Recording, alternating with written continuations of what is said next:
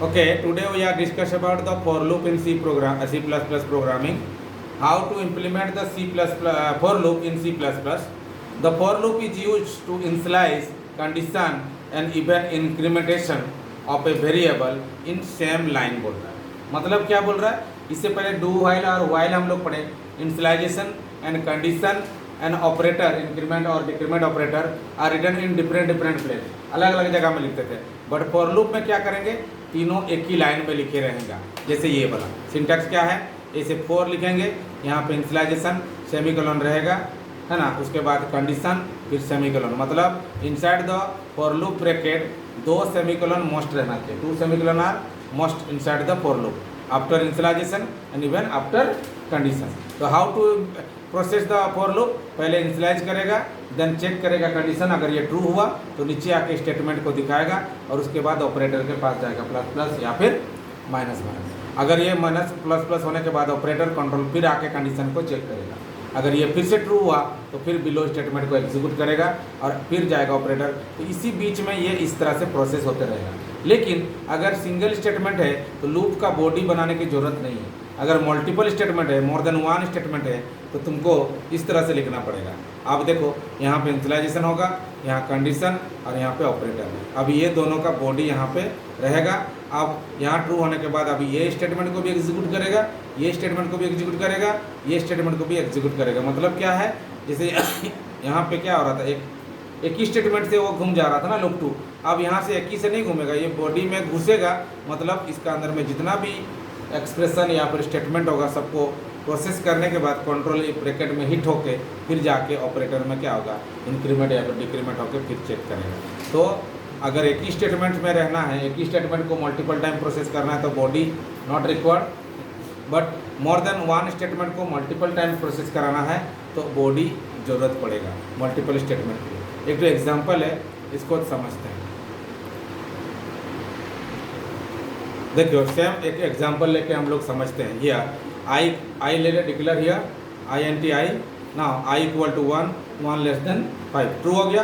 Then control नीचे आके I का वैल्यू यहाँ पे प्रिंट किया. प्रिंट करने के बाद हम लोग स्पेस देना है तो यहाँ पे स्पेस भी दे सकते हैं. अभी I प्रिंट किया, फिर वैल्यू स्पेस प्रिंट किया, उसके बाद I प्लस प्लस हुआ, I यहाँ पे प्लस प्लस होकर 2 हो गया और 2 लेस देन 5 नीचे आके 2 प्रिंट किया, फिर स्पेस, फिर प्लस प्लस क्या हो गया 3 लेस देन 5 है तो 3, फिर 4, फिर 5. जब I कितना हो गया 6 एंड 6 नॉट लेस देन 5, तब नीचे आके क्या प्रिंट करेगा SC. समझ में आ कि नहीं. तो इसमें थोड़ा सा CLR SCR स्टेटमेंट लिख देते हैं. एस इंक्लूड conio.h और यहाँ पे हम लोग का CLR SCR. अब हम लोग आउटपुट देखते हैं. देखो आया ना 1 2 3 4 5 लूप 2 पूरा चला, यहाँ पे पूरा चला. फिर जब लूप 2 फॉल्स हो गया तो बाहर आके क्या प्रिंट किया SCA. लेकिन यही चीज़ अगर हम लोग ब्रैकेट डालते, बॉडी बनाते, तो हम लोग यहाँ पे बॉडी बना देते हैं यहाँ पे. अब ये वाला बॉडी में डाल देंगे. ये बॉडी में 2 स्टेटमेंट मैंने रख दिया, यहाँ पे ब्रैकेट क्लोज करके.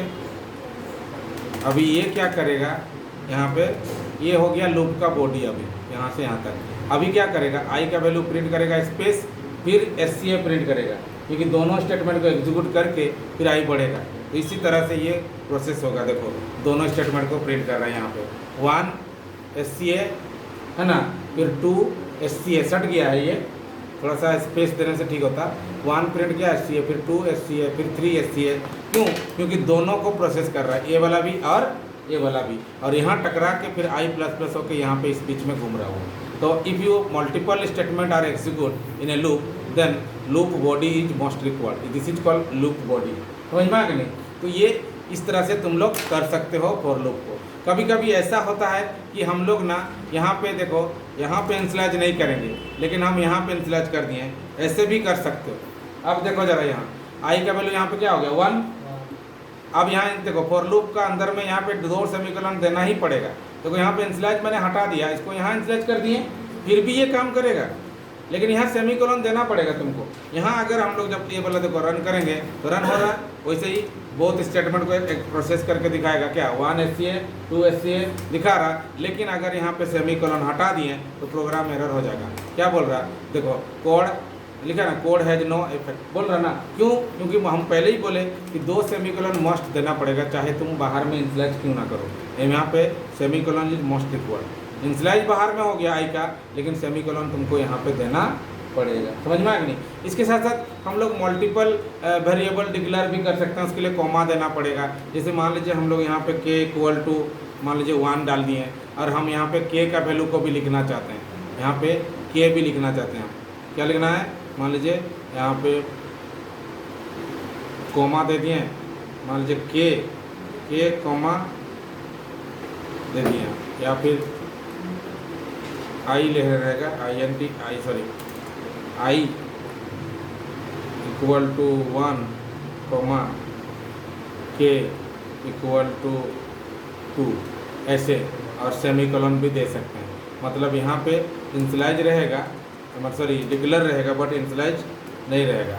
अब देखो यहाँ पे 2 मेमोरी मैंने लिया, लेकिन यहाँ दोनों को मैंने फॉर लूप के अंदर डाल रहा हूँ, तो कॉमा डाल सकते हैं, लेकिन इनिशियलाइज दोनों में हो रहा है। यहाँ I में इनिशियलाइज हो रहा है, यहाँ पे k में इनिशियलाइज हो रहा है, लेकिन सेमीकोलन देना पड़ेगा। ये भी प्रोग्राम ऐसे भी हो सकता है। यहाँ पे नेवर यूज बोल रहा है, k को हम लोग यूज नहीं किए हैं। अगर हम यहाँ पे k का वैल्यू को भी प्रिंट करना चाहेंगे तो k का वैल्यू को भी प्रिंट करवा सकते हैं और प्लस करवा सकते हैं, ऐसे प्रोग्राम हो सकता है। तो कभी कभी होता है कि ये फॉर लूप में दूसरा वेरिएबल को भी हम लोग इनपुट कर सकते हैं, डाल सकते हैं, लेकिन उसके लिए कॉमा हम लोग को देना पड़ेगा। लेकिन सेमीकोलन 2 बार देना पड़ेगा।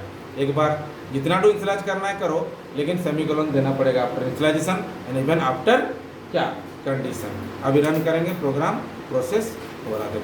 देखो यहाँ पे 1 भी प्रिंट हुआ, फिर उसका प्लस होकर 4, फिर SCA ऐसे करके प्रिंट होते होते जा रहा है। k का वैल्यू प्रिंट हो रहा है। यहाँ पे 4 था ना, यहाँ पे 4 प्रिंट हुआ, फिर प्लस हो गया, नेक्स्ट टाइम क्या होगा 5।